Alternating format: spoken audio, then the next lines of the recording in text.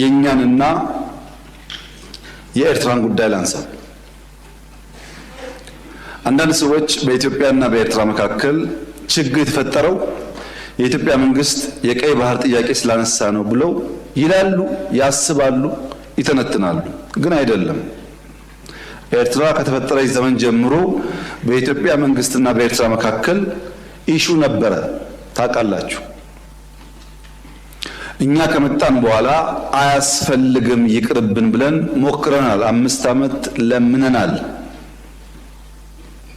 ጸቡ የተጀመረው ብዙዎች እንደሚያስቡት የቀይ ባህር ጉዳይ ሲመጣ አይደለም።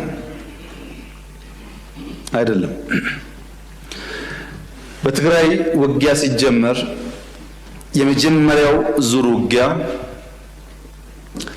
ሽሬ ካስለቀቅን በኋላ የኤርትራ ጦር ከኋላ ተከትሎ ሽሬ ገብቶ የአንዳንድ ሰዎችን ግለሰቦች ቤት ማፍረስ፣ ፎቅ ማፍረስ ሲጀምር ጸብ ተጀምሯል። አልተናገርንም እንጂ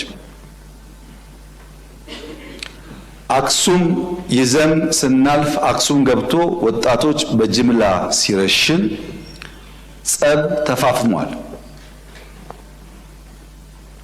አድዋን ይዘን ስናልፍ አድዋ ሄዶ ፋብሪካዎች ሲፈታታ ሲሰርቅ ጸብ ተጋግሏል። አዲግራት ደርሰን የመድኃኒት ፋብሪካውን የሚነቀለውን ነቅለው የማይነቀለውን ሲያፈራርሱ ጸቡ ጫፍ ደርሷል።